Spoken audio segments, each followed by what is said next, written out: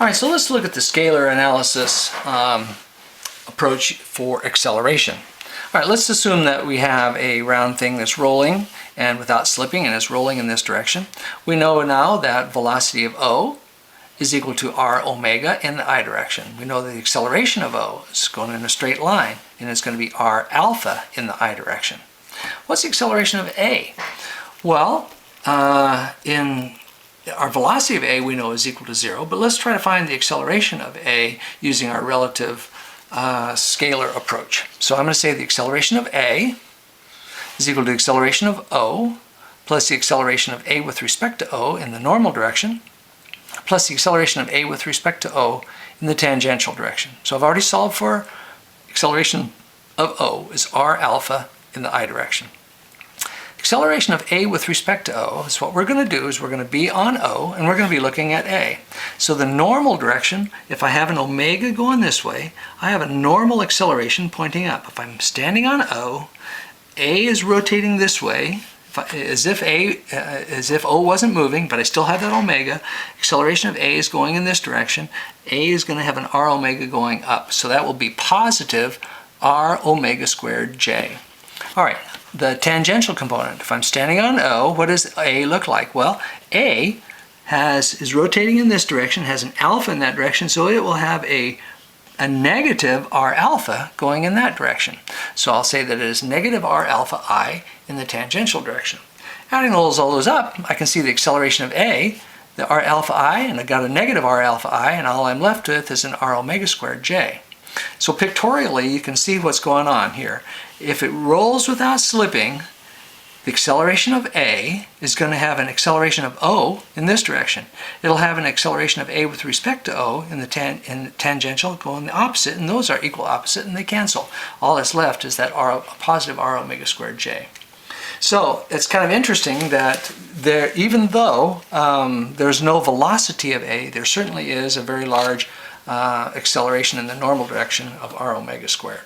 All right, and again, so we'll just look and we'll compare this to our bar like we did before. This is not equivalent in acceleration. We cannot say that a round rolling thing about A has the same equivalent characteristics as a bar in acceleration. For velocity, yes, but acceleration, no. So the bar is not equivalent.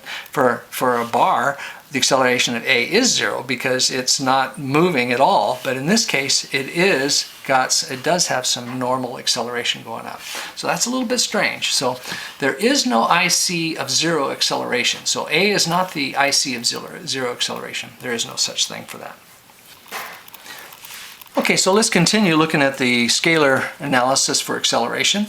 And just for right now, let's just pretend that it is a fixed axis. We know that as it rotates in this direction, there's going to be some omega and some alpha. And we know that there's going to be a normal acceleration due to r omega squared and a tangential acceleration due to r alpha. And those are going to be equivalent, but different directions depending on where you are on the wheel. So acceleration of B is equal to acceleration of O plus acceleration of B with respect to O. In this case, O isn't moving, so we're going to say that we have a tangential acceleration of r alpha and a normal acceleration of negative r omega squared. And again, for C, we'd have the same r alpha and the same r omega squared, but the directions are different. Now, if we roll without slipping, what we might want to do is find out where or what some components of acceleration are for different points on our rolling thing. So again, we know that the velocity of O is equal to r omega. We know the acceleration of O is equal to r alpha. Acceleration of B we've already done, but let's take it now with respect to O with O moving. Up here we did it with O not moving, but down here we're going to say that O is moving. So I'm going to say the acceleration of B is the acceleration of O plus the acceleration of B with respect to O, tangential, acceleration of B with respect to O normal. So we've got our acceleration of O is going to be r alpha in the I direction. B with respect to O, again, with respect to means if I'm standing on O, what does B look like? So I'd have an r alpha. If the O was not moving, I'd have an r alpha in the I direction, and I'd have a minus r omega squared in the j direction. It's pretty easy to add those up.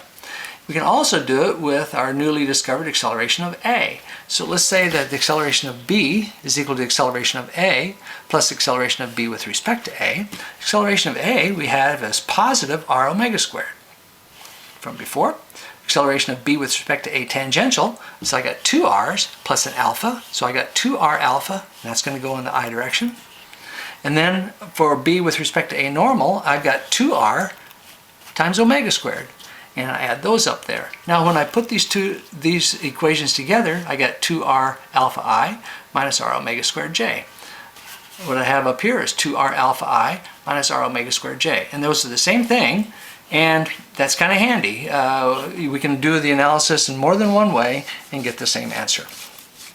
All right, and we can do the same thing with acceleration of c over here. We can say that acceleration of c is acceleration of o, but acceleration of c with respect to o in both the normal and tangential direction.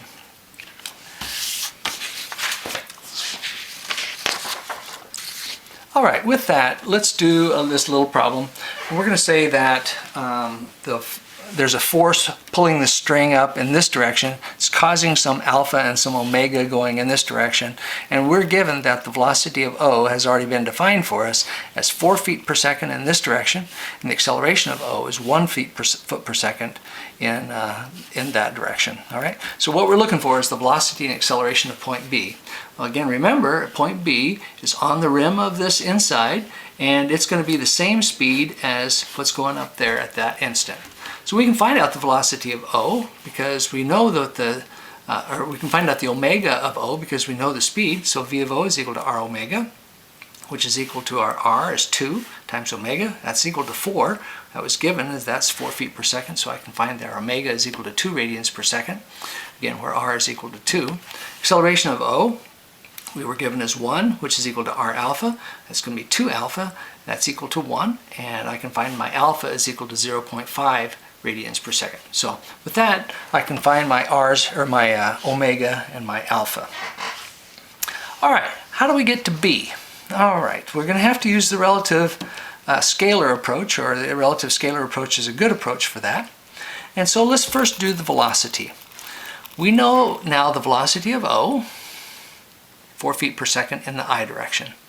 We know the velocity of B, we're looking for, and we will need some information about B with respect to O. So let's put this, I drew another little picture here, and let's say that the velocity of B is equal to the velocity of O plus the velocity of B with respect to O.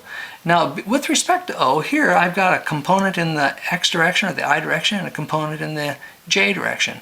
And I know that that's the magnitude of B with respect to O, but it's made up of two components. So let's write the equation. Velocity of B is equal to velocity of O. B with respect to O. Velocity of O was given as 4I. B with respect to O is going to be the r omega, where this r is 1, according to our picture. 1 omega. I've already got my omega is 2.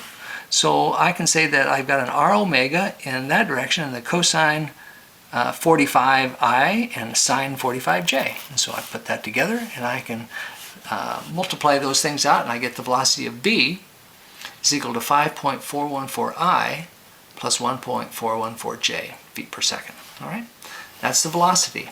How about the acceleration? In a similar way, we can do this same thing.